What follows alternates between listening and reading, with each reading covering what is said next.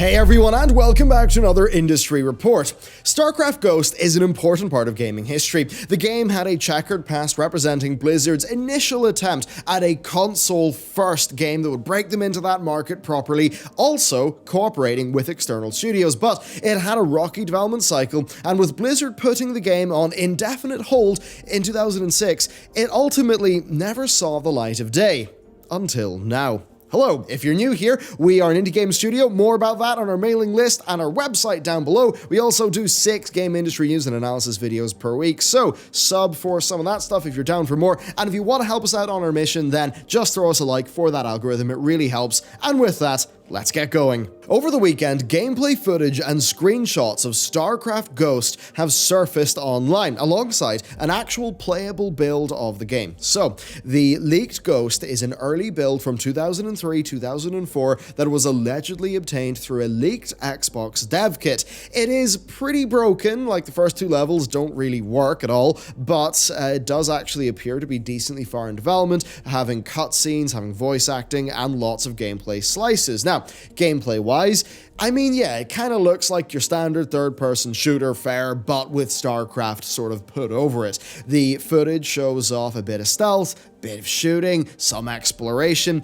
you know, all the sorts of things that you would expect from a company that's trying to make it big and make that big leap into, 3D action games and be really big in consoles and to really hit that market of the Xbox, the PS2, and the GameCube. Certainly, I mean, you know what? The game certainly is a better fit for that controller than StarCraft 64 was, I'll say that. Now, by all accounts, the game looks fine. I think the movement is a bit clunky, the shooting controls seem a little unwieldy at times, but you know what? I think the graphics are actually quite impressive for the time. I mean, the environments seem quite engaging. It seems like the game is designed to reward exploration, and you know what? The main character model for Nova looks surprisingly good for the time as well. Now, I don't think the game looks like an instant classic, but you know what? It could have been a solid stealth action adventure, and it's a good time for it. It would have been, right?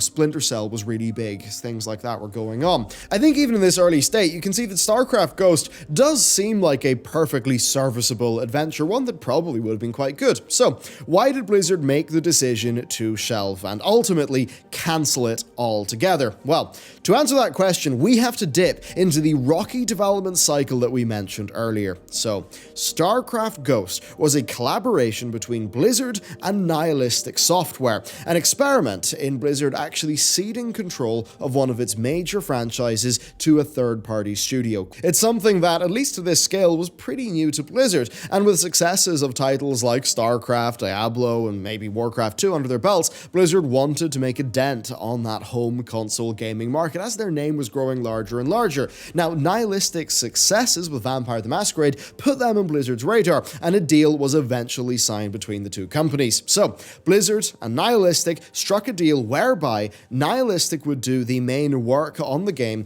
while Blizzard would contribute to the game in terms of cinematics and things like that, along with providing consistent feedback and development direction for the project. And the terms of the deal seem to have been pretty chill. There were no fixed deadlines, and Ghost would be, in Blizzard style, done when it's done. Nihilistic probably thought that this deal was too good to be true at the time, and unfortunately, 2 years after the team broke ground on Ghost, the game essentially would be dead. Now, Ghost is known to the industry for its difficult and bizarre development period, but in the beginning, things were reportedly rather smooth. The work was hard, but Nihilistic were supposedly very passionate about collaborating with Blizzard, working on a legendary franchise like that, and, actually making something that people would really enjoy. So it all seems good. Now, the team initially settled on keeping sort of stealth as a main theme, of course, in line with, Ghost, but that would actually cause problems down the line. You see, Blizzard never gave the team clear and concise direction, and this meant that over time, Nihilistic's meetings with Blizzard became less about perfecting existing features and working towards an actual shippable product, and more about shoehorning in extra mechanics and ideas for what seemed like vertical slice demos. Splinter Cell released in 2002, and with its success, Nihilistic began to notice some similarities in Blizzard's feature requests. But as much as they noticed that, well, other times feedback suggested that maybe the game needed more action and less sneaking, and this meant that eventually there was a morbid stupid internal joke at Nihilistic that just each meeting for the game, Blizzard would just come in, inspired by a different game, and that team at Nihilistic started to get frustrated at the flip-flopping, the lack of clear vision.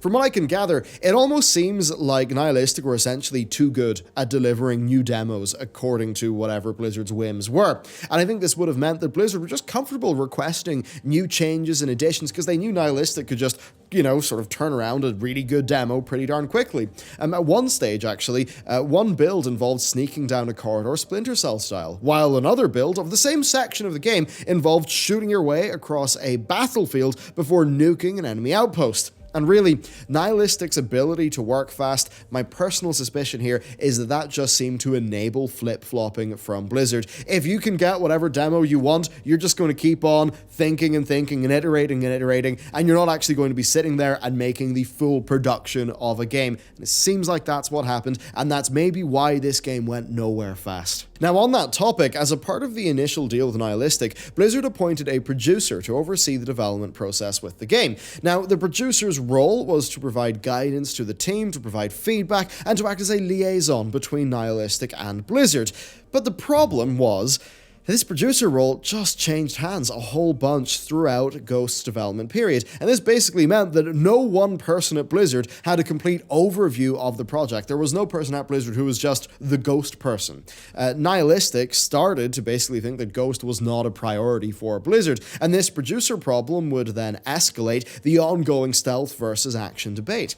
James Goddard, a producer hired by Blizzard from an external consultancy firm, pushed the action aesthetic far beyond what Nihilistic were anticipating. Now, his appointment then, of course, because it was like an outside guy, further cemented Nihilistic's belief that no one at Blizzard was prepared to take firm control of this project. There's no one thing that really spelled the end of Nihilistic's involvement in Starcraft Ghost. It's more that the whole thing just kind of unraveled and didn't actually move fast. Blizzard's inconsistent trend-chasing whims, the inconsistent feedback, the general inability to direct the project and get it hammered into a schedule meant that Ghost was basically a bit of a mess come 2003.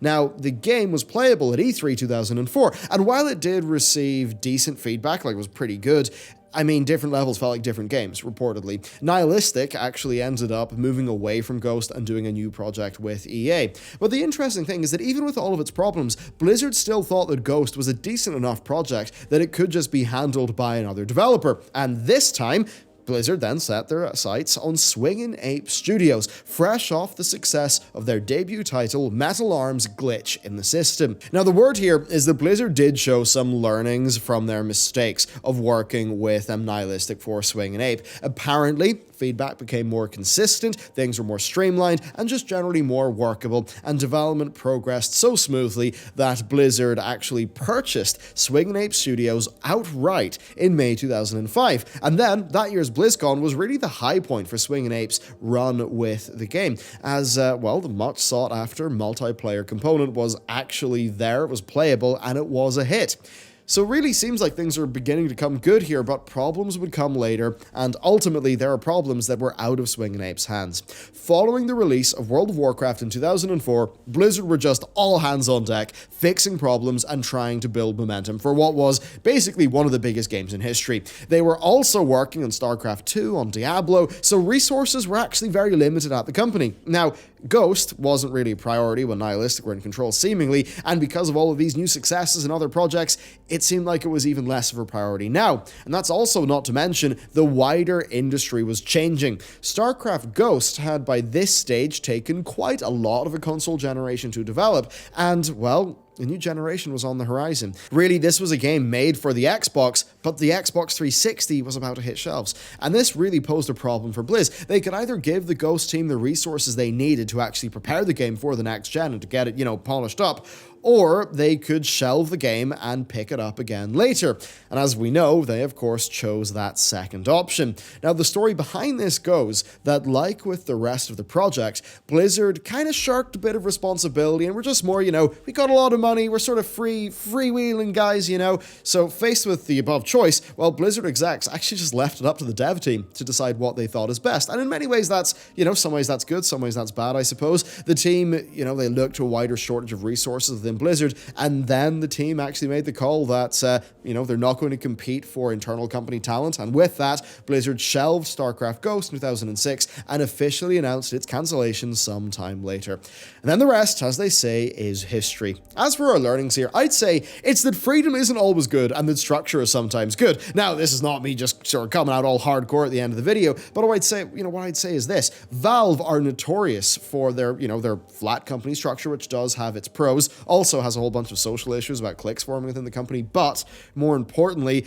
at Valve, there needs to be a lot of will for any projects to get done, and when people talk about Valve time, it is just that thing where it's a privately held company, they just get to do what they want, they're a pretty freeloading situation, and that just means that at the end of the day, if a project needs to be done, there's just not that will to actually hammer the team together, hammer together a production schedule, and just execute. And it seems like at this time, Blizzard had done really well from Warcraft 3, and of course Warcraft 2 and the Frozen Throne.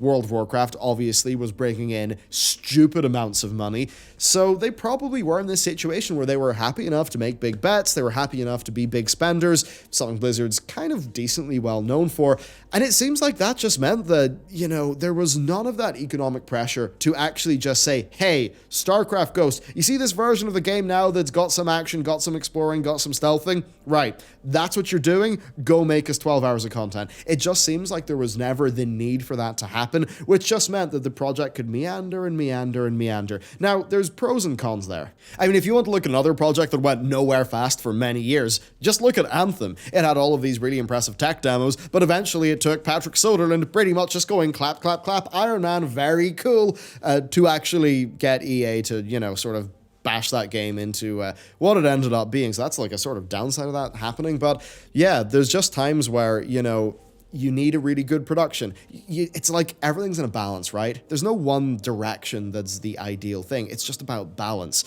Can you have too much freedom? Yes. Can you have too much structure? Structure that is maybe blind to the situation on the ground? Yes. And I think in this case, Blizzard just didn't have the will. They also didn't really have the penalty because their finances were probably in an incredible situation. So they didn't feel like they had to actually get that game going. And really what that just led to is many years of wasted dev time and many millions down the drain.